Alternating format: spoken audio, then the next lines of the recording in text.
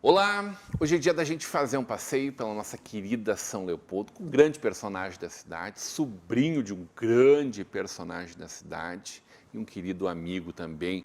Ele é altruísta, positivo, transparente, natural de São Leopoldo, filho do seu Pedro e da dona Lane, é graduado em Ciências Contábeis com MBA em Business Analytics. O marido da Fernanda trabalha desde os 14 anos, iniciou na área pública há 22 anos. Entre 2013 e 2016, esteve à frente da Secretaria Municipal de Educação e foi vereador de 2017 a 2020 na cidade berço da colonização alemã. Hoje teremos uma conversa de peso com Luiz Arthur Schmidt de Bittencourt. Arthur Schmidt, muito bem-vindo para essa conversa de peso. Eu fico muito feliz, Rodrigo, de estar aqui, de estar na conversa de peso, poder falar um pouco da minha história e falar um pouco também da minha cidade, São Leopoldo. Eu tenho paixão por ver gente falando com paixão do lugar onde vive. E, sobretudo, não só porque tu nasceu lá, do lugar que tu escolheu viver, né, Arthur? Exatamente. E isso é curioso, Rodrigo, porque eu só percebi essa importância do pertencimento, do orgulho da cidade, quando eu já era adolescente. Eu tive insights sobre isso e depois que eu elaborei o que era. Tá? Na época, na adolescência, eu não entendia muito bem, mas depois eu elaborei. A gente vai falar mais sobre isso, acredito, sobre a história, mas quando eu morava no Paraná, que nós nos mudamos um período da minha vida no Paraná, eu cheguei na cidade, eu perguntava para meus colegas assim, e essa cidade, de onde ela surgiu? Né? Porque eu sou da cidade que é o berço da imigração alemã, que é onde os alemães chegaram.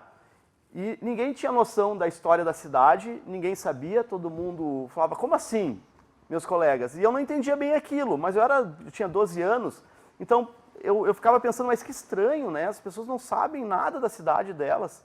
E para mim, claro, era muito presente, muito natural, acho que em função também da educação, da escola ir até o museu Museu Visconde de São Leopoldo, tem o maior acervo da imigração alemã do país. Então, o contato muito próximo disso te traz, além de um pertencimento, uma alegria e um orgulho daquela cidade. E para mim, assim, São Leopoldo era a minha referência. Mesmo no Paraná, minha mãe ouvia todo dia o pedido, tanto meu quanto das minhas irmãs, assim, quando nós vamos voltar para São Leopoldo? Porque isso que nós queríamos, voltar para São Leopoldo em algum momento. E durou pouco tempo para ti, né?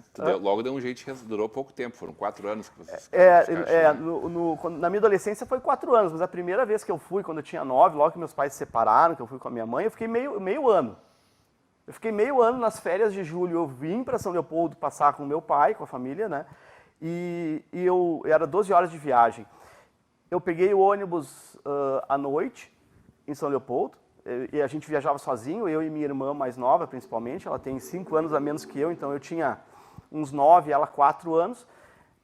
A gente chegou em Toledo, em Assis Chateaubriand, que foi a primeira cidade que nós moramos. Eu cheguei para minha mãe e falei, eu quero voltar para São Leopoldo. Eu já falei na escola, e eu mesmo fui na escola conversar. Eu já falei com a escola e eu quero voltar para São Leopoldo. E minha mãe, eu lembro que ela estava em cima de um caminhão de mudança, porque a gente ia se mudar para outra cidade, que foi Toledo, daí a segunda cidade que a gente morou. E minha mãe, assim, acho que levou meio no susto aquilo e falou, bom, meu filho, se é isso que tu quer, né, já tá a tua roupa pronta, mala pronta, quando é que tu quer ir? Eu quero ir hoje. Daí ela... já chega. E eu cheguei, encontrei ela e já tive a conversa. E ela, então tá, já foi na rodoviária, de noite eu peguei um ônibus e voltei para São Leopoldo.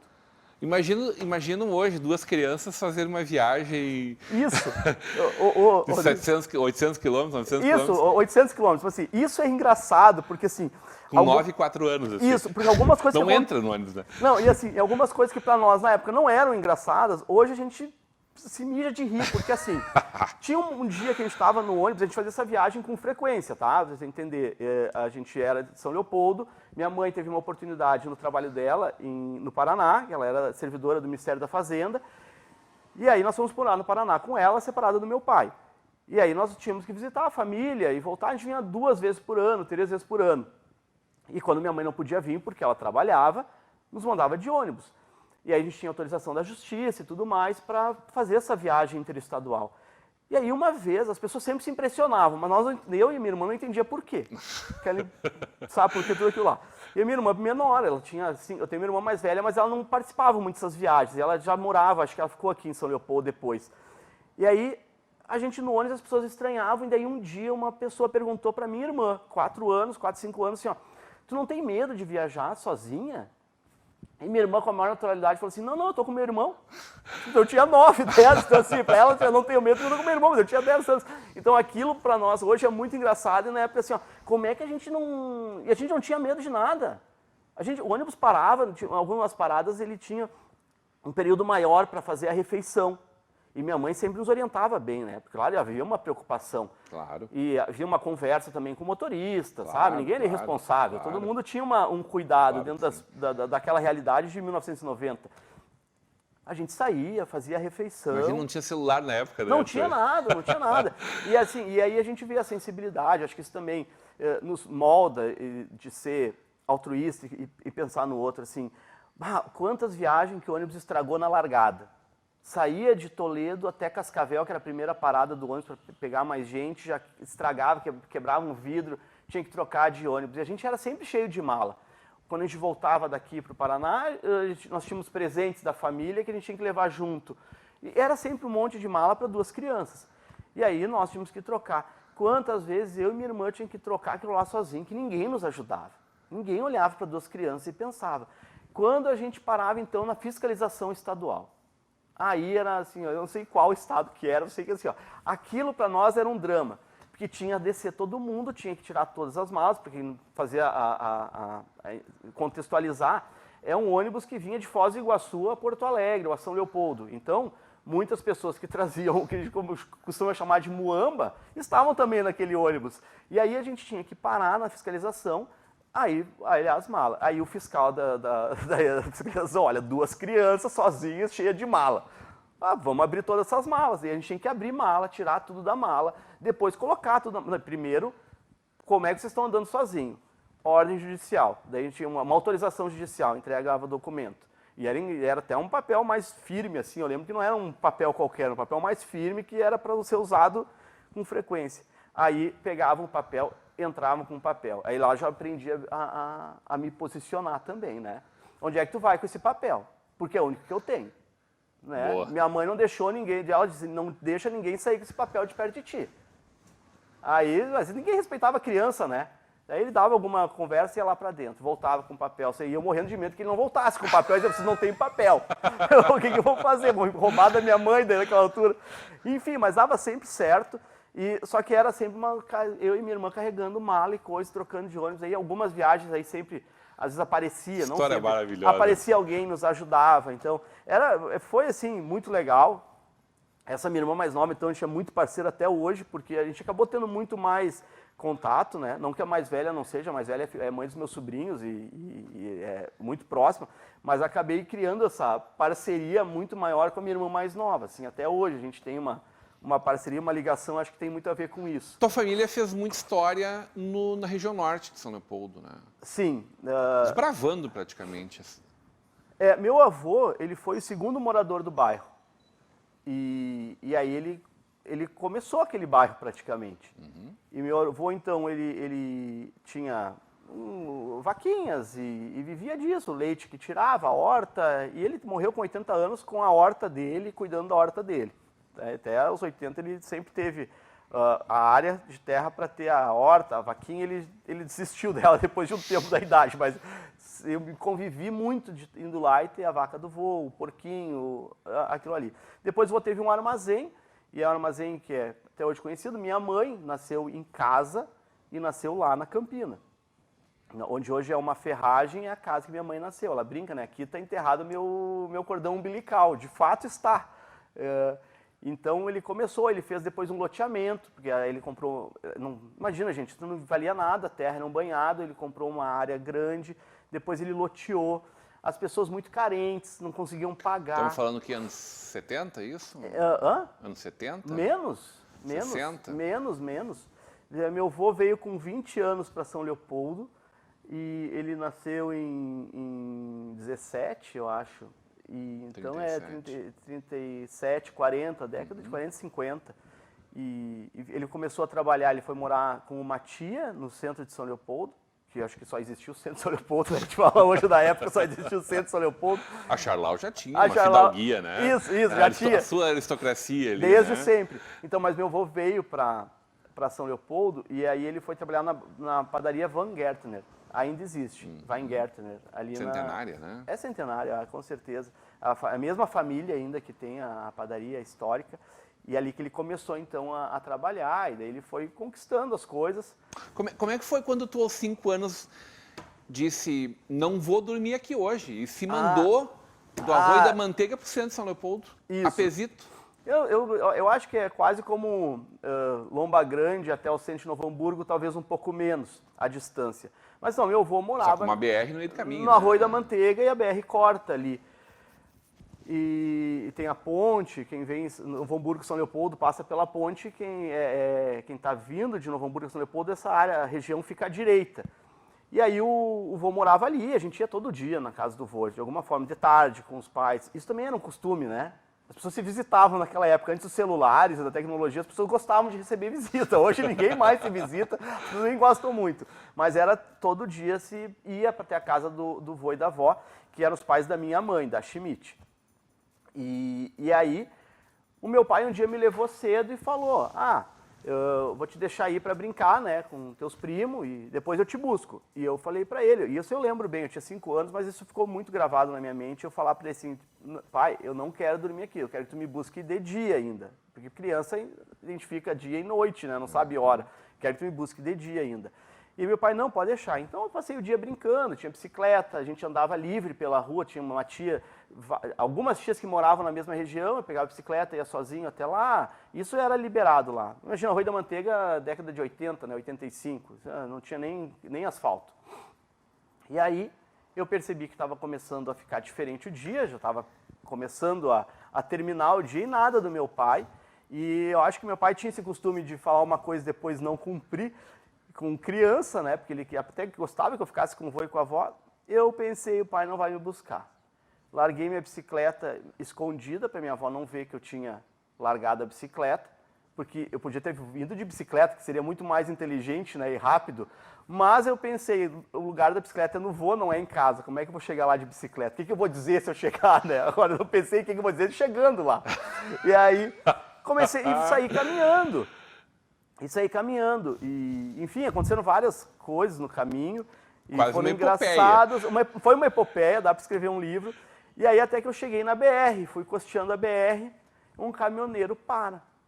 E o caminhoneiro chega para falar comigo, não precisa ficar com medo, né? Eu quero saber, tu tá indo para onde? Eu disse, tô indo para minha casa. Eu disse, mas tu mora onde? Eu moro ali no centro. Dele, tu quer que eu te leve? Tu quer que eu te dê uma carona? Eu não aguentava mais de cansado, minhas pernas doíam, né? Eu falei, eu quero. E ele me colocou no caminhão e me levou até em casa. E tu entrou e foi. Eu entrei no caminhão e ensinei ele a chegar na minha casa. E falei, eu subia nas grades do apartamento, a porta do apartamento tinha umas grades, e eu que apertava no interfone, né? Subia naquelas grades e apertava no interfone. Todo mundo levou um susto.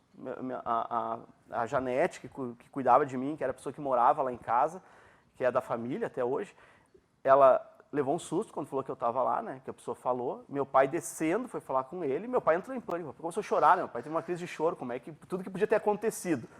E aí ele falou, né? Esse caminhoneiro falou, ele tinha um filho também, pequeno, e ele viu pela minha roupa que eu não tinha o perfil para estar assim, andando na beira de uma BR. E aí ele conversou com meu pai e tudo mais, e aí deu tudo certo nessa. Eu lembro muito bem do meu pai, depois meu pai, que se recobrou a consciência, falou assim, mas meu filho, e se um carro te atropelasse?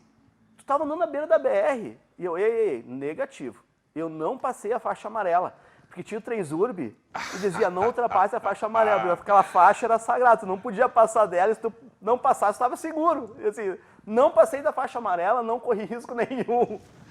Ô Arthur, teu pai foi o fundador, né, do X-Mania. Foi. Faz parte da história de São Leopoldo também, né? Isso. O pai foi um grande empreendedor. O meu pai, ele, enfim, ficou órfão de pai aos 30 dias, morou um tempo com os avós, depois voltou com a mãe e com o padrasto, passou muito trabalho em relação a isso, teve dificuldade de adaptação.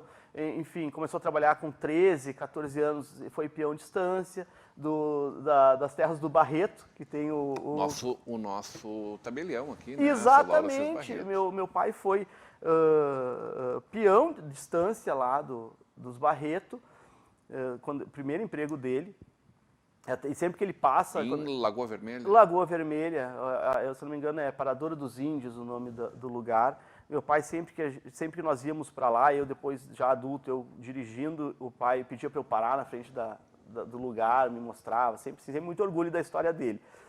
E o pai, então, várias questões, assim, o pai foi disléxico, e ele então, tinha dificuldade na aprendizagem da escola, e naquele período não se entendia muito bem, né, desses problemas, algo que foi evoluindo. Então, não se deu bem muito com os estudos, parou de estudar muito cedo, em função de todos os traumas dele, mas sempre muito empreendedor, sempre muito interessado. Ele então, sempre leu muito, sempre incentivou leitura. Meu pai é um cara que lia de tudo, e, enfim, de tudo que tu pode imaginar, biografias. Então, ele é um cara que tinha muito conhecimento. Eu digo tinha porque hoje pela doença que ele tem agora... Ele hoje inspira muitos cuidados. Precisa de muitos cuidados, então ele não consegue mais conversar tanto assim. Então o pai, ele foi corretor, ele veio para Porto Alegre, trabalhou na metalurgia, várias histórias muito boas também que ele conta, porque o pai também, acho que a gente herdou isso dele, assim, a gente saber rir de nós mesmos, né, tipo, as coisas que ele passava, por ter vindo do interior, por não entender nada da vida moderna e os constrangimentos, e sempre a gente deu muita risada disso. E o pai depois foi padeiro, ele entregava pão de carroça em São Leopoldo, e daí sempre brinca, né, porque eu saí muito claro, meu pai não é tão claro assim, e aí se brincava que eu era filho do padeiro, porque ele já tinha sido padeiro, então para ele não ficar tão mal na história, ele disse assim, mas eu já fui padeiro, então assim, não tá tão ruim. E aí o pai então empreendeu, o pai foi corretor de imóveis, fez de tudo, e ele fez o X-Mania, construiu o X-Mania. Naquela época, então tu pensa 83, 84, construiu algo, e ele não criou o nome, ele contratou uma empresa de marketing, na época, a visão dele de entender assim, lá em 83, que eu preciso de alguém profissional para fazer algo que dê certo. Né? Eu vou me virar e fazer um X bem feito, mas essa outra parte que eu não domino... Não tem quem viveu a noite de São Leopoldo que não curtiu o X-Mania. E aí na frente tinha um outro estabelecimento que era o Zip Dog. Quando meu pai começou, o X-Mania era vazio, ninguém ia. Era um ou outro no final da noite, 4, 5 da manhã, alguém com fome, ele ficava aberto para pegar o cliente. Mas ele olhava assim, Zip Dog sempre lotado, no estabelecimento da frente, assim, acho que era Zip Dog, lotado, e o pai assim, não, um dia vai estar lotado aqui também. E foi o que aconteceu, virou, o pai ficou a referência da noite ali, e enfim, depois o pai entrou num processo de depressão, vendeu o X-Mania, mas ainda assim, o pai trouxe a primeira máquina de crepe suíço para o Rio Grande do Sul, importou da Itália. Pediu ajuda para um compadre dele, que entendia melhor de comércio exterior, e aí trouxeram uma máquina de crepe suíço para São Leopoldo, e ele fez feira no Rio Grande do Sul todo, que pagavam para ele ir. Evidentemente que a gente deveria falar sobre Caixa Federal, que faz parte da tua vida, de ti aos 14 anos trabalhando no escritório de contabilidade, isso. Mas é claro que a gente quer muito falar da tua visão sobre São Leopoldo, da tua experiência política, desse apadrinhamento político que tu teve, né? Teve em termos, porque sempre foi... tu conta sempre essa história, não estou aqui cometendo nenhuma inconfidência, que exatamente por ser sobrinho do grande prefeito Valdir Schmidt, tu sofreu ainda mais por isso. A necessidade de aprovação foi muito maior. Vamos falar sobre isso na volta do intervalo, hoje na Conversa de Peso com Arthur Schmidt.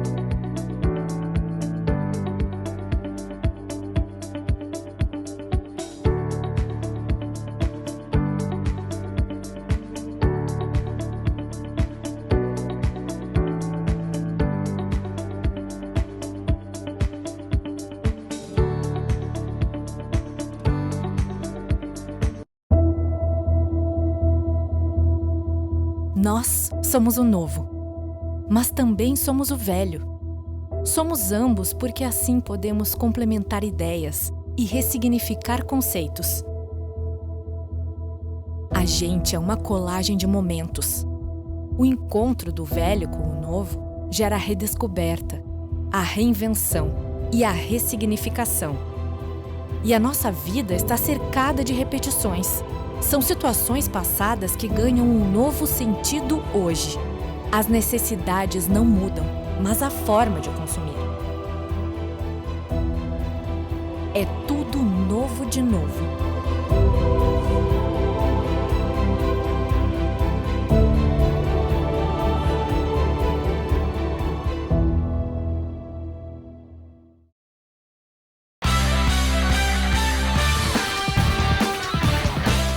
De volta para uma conversa de peso, hoje recebendo Arthur Schmidt, no oferecimento de faculdade INH, que você vive o conhecimento, Mercator Feiras e Eventos. A gente tem um encontro marcado na Zero Grau, em Gramado, de 15 a 17 de novembro, no Serra Parque.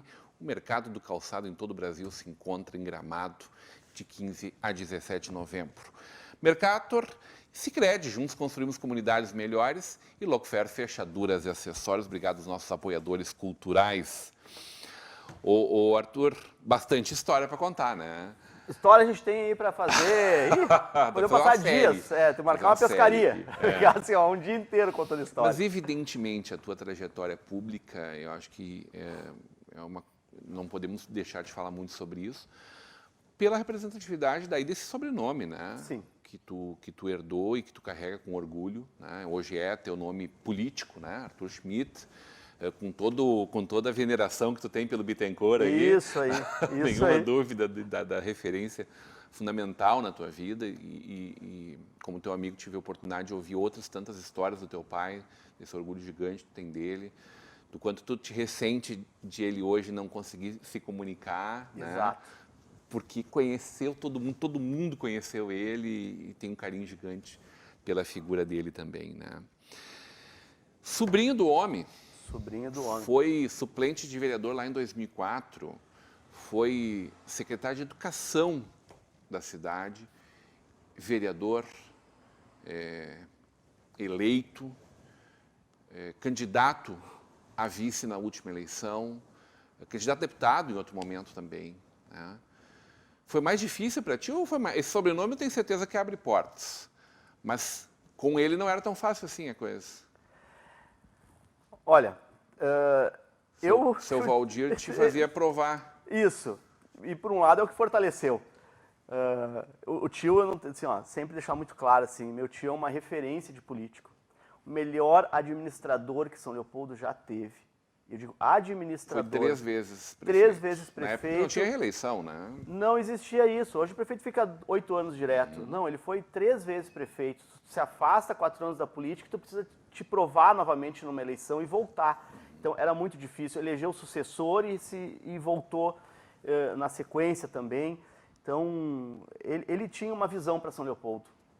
Ele falava em geração de alternativa de energia em 96, 97, nas conversas que nós tínhamos, porque ele gostava muito de visitar o mundo. Também me trouxe isso de que a gente tem que buscar fora visões e ideias. Ele gostava muito da Alemanha, ele ia muito para lá, e a Alemanha então, em eficiência energética, em tecnologia, né? País de inovação. Ele enxergava tudo aquilo, ele tinha curiosidade e ele sonhava trazer para São Leopoldo tudo que ele via. Então, meu tio, sem dúvida nenhuma, ele tinha visão. Não era política pelo poder, o poder apenas pelo poder. Ele precisava, era o propósito de vida dele e a realização dele. Nunca foi a fonte de renda dele. Era a dedicação dele para essa cidade, que é a cidade que a gente ama. Enfim, mas para eu surgir na política sempre foi muito difícil. E nem era minha vontade, falar bem a verdade. Mas tu começou com 2 anos a fazer política? Com 2 anos, a primeira eleição do meu tio, meus pais me levavam junto. Meus pais trabalhavam o dia inteiro e à noite faziam aquela cola de goma em casa. E aí saíam colar cartaz em postes. Os postes da rua eram todos de madeira e se fazia colagem de cartaz. Isso era a política que a gente conhecia.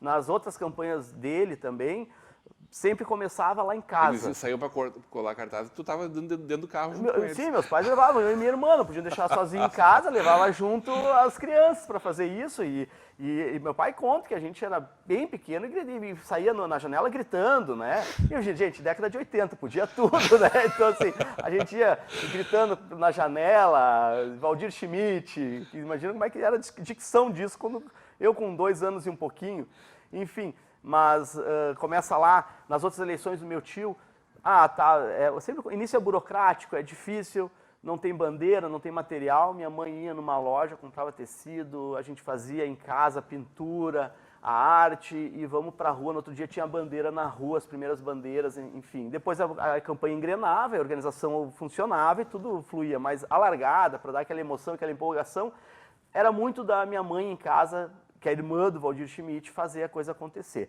Agora sim, então nunca foi incentivado dentro de casa, nem eu, nem minhas irmãs, a nós participarmos da política. Minha mãe também não participou, como eu posso dizer, em cargos públicos, nem em cargos de confiança, nem nenhum cargo relacionado à política. Todos nós tínhamos nossa vida e nós nos realizávamos com a política em sua essência, a política transformadora. E aí, quando a minha vida profissional foi na área pública, fui estagiário do Serviço de Água e Esgoto de São Leopoldo, depois fui trabalhar na prefeitura, passei em primeiro lugar no curso de técnico de contabilidade da prefeitura, e daí também fui incentivado a fazer concurso, porque minha mãe é da área pública, né? Meu pai sempre foi empreendedor e eu fico ainda com essa veia empreendedora pulsando de alguma forma, que eu preciso em algum momento resolver isso e realizar. Né? Então eu tenho que trabalhar bem isso, mas hoje estou na Caixa, feliz na Caixa Federal. E aí, então, eu comecei a ter o contato com a política, mais presente. E aí, em 2004, veio o convite para eu concorrer, disputei internamente no partido, meu tio não se envolveu, e ele falou, né, a gente conversava abertamente sobre isso, e eu não queria também que ele colocasse a mão, eu queria conquistar as coisas. E aí eu consegui superar alguns desafios. Mas assim, eu tirei 2º lugar no concurso do SEMAI. E na época meu tio não era prefeito, ele era deputado federal e havia uma diferença com o prefeito da cidade que ele ajudou a eleger. Naquela época, assim, contexto do momento. E aí não me chamaram porque eu era sobrinho do Valdir. Tinha essa questão assim, mas ele é sobrinho do Valdir. Pode dar problema. Entende isso? Então sempre foi um desafio a mais. E tudo isso eu agradeço, porque eu sou o que eu sou hoje e sou feliz em ser quem eu sou, graças a essa dificuldade, graças a tudo que aconteceu. Graças a eu ter que lutar mais para chegar, mais para conquistar. Fui para a Caixa Federal com 2 corações. Eu estava trabalhando na prefeitura, ganhava bem na prefeitura, mas fui para a Caixa Federal porque eu me imaginei que, para minha carreira, estar longe da política, onde a política não influenciaria minha ascensão, eu teria mais condições. Seria mais fácil subir. Seria mais fácil eu ascender numa carreira sendo num espaço que a política não estivesse tão presente, do que um espaço onde a política vale muito mais. Isso cabe para a reflexão de todos. Quando a gente reclama da realidade, do serviço público, da política, é falar sobre isso, que é muito mais importante para quem tu torce do que tua condição técnica, teu conhecimento técnico. Tem que se despir um pouco dessa questão. Eu acredito que a gente precisa profissionalizar o serviço público mais, não o serviço público em si, porque o serviço público ele busca a profissionalização, na minha visão. A política precisa se profissionalizar. Nós precisamos entender que política é um sonho governar São Leopoldo? Não posso dizer que é um sonho. Não é um sonho. Porque isso vem te perseguindo de alguma forma. Isso, de alguma forma, sempre ele volta esse momento, volta essa questão, porque hoje eu não sou vereador, eu terminei meu mandato em 2020, concorri no ano passado. Abriu mão de uma reeleição certa para um outro espaço? Abri mão da reeleição a vereador, fiz minha contribuição, a lei de educação financeira nas escolas de São Leopoldo, criei essa lei, aprovei, porque é o que eu acredito, para um mundo melhor, as pessoas entenderem que é dinheiro. A maioria das pessoas não entendem o que é dinheiro, não sabem se relacionar com dinheiro, não administram bem. Acho que isso tem que ser ensinado na escola. Eu tenho um problema que o dinheiro não se relaciona bem comigo, é outra história. É outro Acho que muita gente vê dessa forma, mas enfim. Eu não tive educação financeira no colégio. O sentido do dinheiro na nossa vida é importante aprender e aprender a se relacionar com ele. E, enfim, São Léo Ensine, um projeto de cinema na escola, virou lei, né? Fizemos essa lei, pude fazer essa lei, tantas outras que eu tentei e não passaram, mas que transformariam minha cidade. Então, eu fiz minha contribuição como vereador, doei todo o meu salário de vereador para as escolas, nunca alardeei isso, nunca usei isso como bandeira eleitoral, fiz porque era o que eu achava que era o certo, continuei trabalhando na Caixa. Tu ganhou salário de vereador 4 anos Isso. e nunca ganhou do salário de vereador, é isso? Eu ganhei salário de vereador 4 anos, mas eu continuei trabalhando na Caixa, porque eu falei na minha campanha que política não era profissão. Podia ter acumulado. Sim, eu trabalhei, podia acumular, a lei permite eu acumular. Vamos fazer uma conta aí de padeiro aí, 10 mil salário do vereador? Lá é menos um pouco, 8 mil. Conta aí 300 mil em 4 anos. 48 meses. 300 mil em 48 meses. Foi para as escolas. E a gente vê... Podia ter comprado um apartamento bom. Podia. Arthur, o que tu enxerga como necessário para São Leopoldo dos teus sonhos? Em breves palavras, nosso tempo já era. Em breves palavras, para São Leopoldo dos meus sonhos. Resgatar o sentido de pertencimento das pessoas que lá moram, o orgulho da cidade e a responsabilidade individual com o cuidado com São Leopoldo. Nós precisamos disso. Nós temos uma consequência social de uma política aplicada durante alguns anos em São Leopoldo que ela vai levar muitos anos para ser corrigida. E o caminho para a correção é educação, e daí, quando fala educação fica muito genérico, mas enfim, é educação, é investir realmente numa educação com foco, não pode deixar uma educação de qualquer jeito, não pode simplesmente eu vou dar dinheiro para a educação, não é isso.